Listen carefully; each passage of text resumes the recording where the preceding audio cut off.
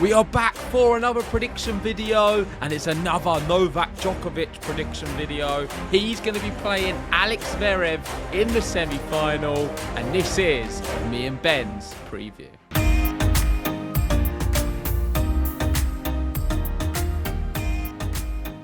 That's right, Djokovic has made it to the semi-finals and he's up against an old foe in Alex Zverev, somebody who he normally does pretty well against in Grand Slam matches, but Zverev always improving, and he has had some of his biggest wins against Djokovic in tournaments where he has won big prizes. So this could play a factor, or is it going to be the same thing over and over again and Djokovic into the final looking for number 11?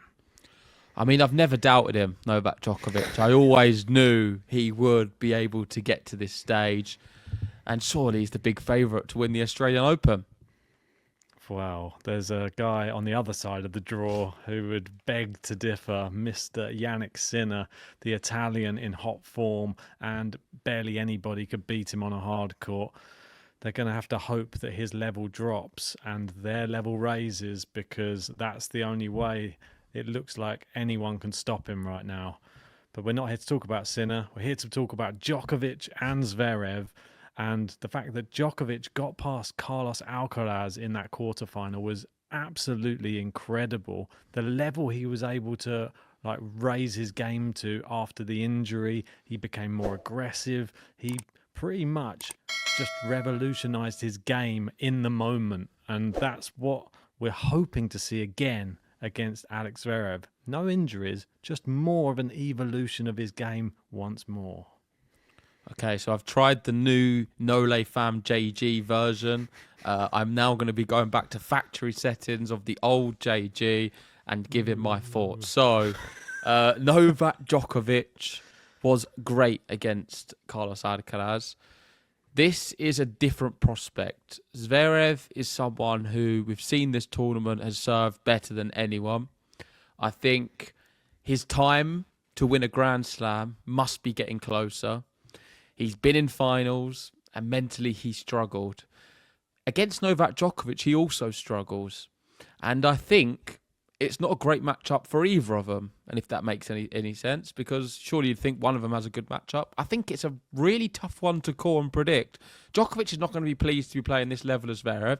And Zverev has a mental block when it comes to Djokovic, sometimes, especially in the back end of Grand Slams. So I'm very fascinated to see how it plays out. I think for Zverev to win this match, he has to serve at the same level he's been doing. And he needs to show no fear and be able to take them big opportunities well. Carlos Alcaraz generated a few good moments, quite a few good moments against Djokovic, but was unable to take them critical points. The pressure points, he lost most of them. Djokovic won them. Is Djokovic going to continue playing in that ultra-aggressive way he played against Alcaraz? Something to consider. And I'm really torn with what to go with. I mean, obviously, pre-tournament, even before seeing the Alcaraz match, I didn't believe that Djokovic could get here. Not at all. I really didn't think he could beat Alcaraz. I wasn't just saying it for clicks and for people to go against me. I truly didn't think he was going to win a set. This one, I'm so torn. I'm lost for words. I don't think you've ever really seen me on a podcast, but I am generally lost for words.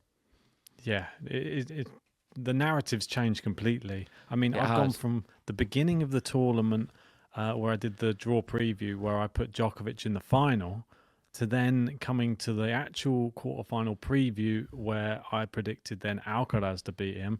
And now I'm back on the bandwagon again. And I'm just, after that performance, which was one of the best performances I think I've seen from him, and that is echoed by Darren Cahill as well. He came out and he spoke and he said, simply one of the best performances I've seen. Nothing but respect for the way that he played. And he goes on to say in that interview, the fact that he was so hampered and he changed his game in the moment and really became so ultra aggressive to be able to win that match. Long rallies. That, I think it was the one at the end of the third set where he was lobbed, ran back, hit that backhand cross. I mean, the agility of the guy who was hampered and still playing at that level, it's nothing short of amazing. Can he replicate that again against somebody who I don't think is going to give him as many sort of rallies or 3 points? I think there's going to be a lot of big serving, like you say, from Sasha Zverev. And if he serves well, there could be a few tie breaks. This is the big problem. Okay, so I'm going to try and come to some kind of conclusion here. And I'm looking at the head-to-head. So Novak Djokovic has never lost to Zverev on an outdoor hard court. They played last at the Australian Open in 2021, and Djokovic won that. It was in the quarter-final, and he won in 4 sets. Very tight 4 sets. I remember covering it, actually, on the channel. I think it was one of our early watch-alongs. Like the US Open? A lot of views. No, the Australian Open. Well, the last time they played at a slam... I'm talking about the last time they played at the Australian Open, I said, was in 2021. I thought you said the last time they played at a slam on outdoor. The last time he played at a slam was the US Open, which was a bit tighter, as we know. But Zverev has never beaten Djokovic on an outdoor hard court. Yeah. Djokovic, coming into this match, is also the favourite. He wasn't the favourite against Alcaraz. He is the bookie's favourite. 1.5, Zverev 2.5. Everything is sort of leaning and edging towards Djokovic if you look at the stats. Yeah, I mean, it is. But like Boris Becker is saying here, Zverev never won a Grand Slam match against Novak, but he has beaten him on the way to his biggest titles to date, Olympic gold 2021. And what extent can that play an important role? I think mentally that has to help him in some way. He must be able to try and tap into that to get it over the line. It was best of 3. That's the one caveat here. Djokovic always excels in best of 5. But I still think that there's just... We've been ignoring Zverev a lot in this tournament, and I think that's the thing that worries me the most about this matchup is he's sort of been under the radar. No one's talking about him. We're having to talk about him now because it's the semi-final. And could this be where he just comes in, steals the show? I'm worried about that. And you've got to look at the age difference. Surely it will play as a factor at some point. Djokovic is not eternal. It's got to catch up with him. Not just the age, the fact that he was injured in the last match. He looked like in the second set he was going to have to pull out. He said if he lost the second set to Alcaraz, he would have pulled out of the match. So let's see. He said even after the match, he's not sure if he's going to play the semi-final. I think that's all nonsense. I think it's total nonsense. He always knew he was going to be playing this match after he finished against Alcaraz. He will be playing this match, I'm sure of it. But physically, at what level is he at? Is it going to be a bit of a problem as the match progresses? Zverev is a very physical guy, and I think physically he will be okay. Is he going to test and push Djokovic more than what Alcaraz did when he was feeling hurt? Say if Djokovic is limping in the second set, is Zverev going to just put the hammer down on him? Alcaraz didn't do that. It was a lost opportunity. He had the match in his hand, I felt, and he didn't take it. I feel like Zverev maybe can take it a little bit more. He was so good against Tommy Paul. And even faced when he lost the third set, he bounced back very well in the fourth. Mentally, he was there. He showed he's an experienced player. So I think the stage is set for a fantastic one. Let us know, guys, in the comments section, who do you think is going to win? I'm ready for my prediction, if you are. Yeah, before we get into that, I just want to quickly see who they've beaten on the route to get to the semi-final, just so that we can show who they've been playing to get there. So we got Zverev first. He was playing Lucas Pouille. That was straight sets. Pedro Martinez, straight sets. Jacob Fernley, straight sets. Ugo Humbert in 4 and Tommy Paul in 4. To take a look at Djokovic's one. Yeah, definitely tough. We have Bassazarevdi. I'm never going to get the name right. Bassazarevdi in 4. Jamie Farrier in 4. Thomas Mahatch in 3. Lehechka in 3. And then Alcaraz in 4.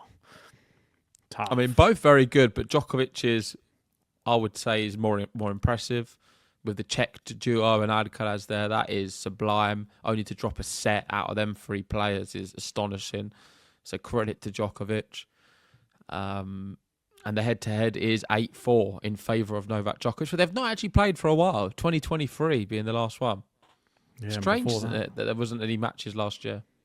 Yeah, and then before that, 2021, where they played how many times? 1, 2, 3, 4, 5 times in a year in 2021. Look, the one thing that's worrying me right now with this as well, I feel that this match is going to be all one up here. It's all mental. Zverev, we know, is good enough. Well, then Djokovic will win. If it's one up there, it's going to be the Djokovic. I feel that there's been some sort of thing which is really like annoying me coming into this, which is there's almost like this Zverev trying to get the pressure off of himself even earlier in the tournament. Djokovic came into one of his press conferences at one point, and he was like, "Oh, you said that you like looking at the stars and blah blah blah." He said you like all of that. He said, "What is the answer to winning a Grand Slam up in the stars or something?" And then Zverev said, "No, the answer is when you let me win one." So it's like he's putting all the pressure off Djokovic. You're the man all the time. Djokovic, even on the court the other day, said like, "Oh, we have an agreement where he just lets me beat him at Grand Slams." I don't like all of this. This is all like lining up for me. It's jinxing something right now, and I don't like it. I just want them to be fierce competitors, and I don't want that to play a factor in it. I don't know. It's playing on my mind a lot. Cue the graphic. That's it. I'm ready. I am ready for my prediction, and I am not wearing a roll neck today because I do not want to be clipped wearing a roll neck ever again. I've opted for an orange top. So, how I see this one going is I think we're going to see a very good match between two very good players. I think Djokovic is going to look good and win the first set. I think Zverev will win the second set. And I think Zverev will also win the third set. So we're 2 sets to 1 up for Zverev. I think Djokovic will be up a break in the fourth. Looking great. Looking like it's going to 5. And Zverev's going to force it all the way back to a tie break, in which he wins the tie break and wins this match in 4 sets. I'm going for Sasha Zverev in 4. And before people say, "Oh, has JG not learned his lesson? Has he not learned his lesson?" Zverev's a top player. It's not like I'm disrespecting Djokovic. My eyes are open. I am not going to be that shocked if Djokovic wins. Against Alcaraz, I was. However, if I had to make my prediction, I actually think, like you say, with Zverev, the pressure being off him a little bit, physically, I think he's in a better way than Djokovic, and I see him overpowering him. God, my word. I hope it doesn't play out like that. As I said before, I feel like there's so many factors that are going to be playing in this match that I think aren't even tennis related. And I think that they are all going to come in and play a factor in this. It's all in the mind, this match. Who has the stronger mind? Who is getting in the other person's head a little bit more? I think that there's going to be incidents in this match which, I don't know, where one of them gets annoyed. There's going to be rackets. There's going to be at least one racket smash in this match, I think. But I disagree with the first set, because I think Zverev is going to take the first set on a tie-break. And I think Djokovic... There's going to be a tie-break, for sure. And then I think Djokovic is going to win the second set. He's going to be a bit more fired up, and he's going to come in. Then it's all the dramatic... It's going to be that third set, and I think Djokovic will he be limping, Djokovic, in the third? There might be a medical. It might be like he might be pointing at the thing. Get me the potion. The potion comes down. Djokovic, I think, takes the third set, and that's just a singular break. I've got a feeling we're going all the way to 5 with these two. We've seen it before, and I think we're going to see it again. And if it goes to 5. I think Djokovic is going to take it. I think it could be like on his last legs, both players exhausted by the end of the match, but Djokovic just squeezes it over the line. And maybe a 7-5 in the 5th. Well, there we go. You've heard our predictions for this semi-final at the Australian Open. Let us know yours in the comments section below. Who do you agree with? Ben, myself, or none of us? Do you have a different prediction altogether? I'm hoping you've got either Djokovic or Zverev, because then you're definitely wrong, because it's only one of them scenarios. But you may have a different set score. I'm sticking with Zverev in 4. Ben's got Djokovic in 5. And we'll be back tomorrow for our post-match reaction of the women's, and also other previews and everything else going on with the Australian Open. Just to let you guys know, I will be in a different country, but I'll be working and doing the podcasts from a hotel room. So don't worry, I'm not going to miss anything. Before anyone says, I'm running away because of Djokovic and he's beaten Zverev, I am on holiday. Bear that in mind. But he did book it just after Djokovic beat Alcaraz, I think. Trying to get away. Left the country. You're going to Australia? Right. Going to Serbia? No. Perfect. Right. Thanks for watching, and see you tomorrow.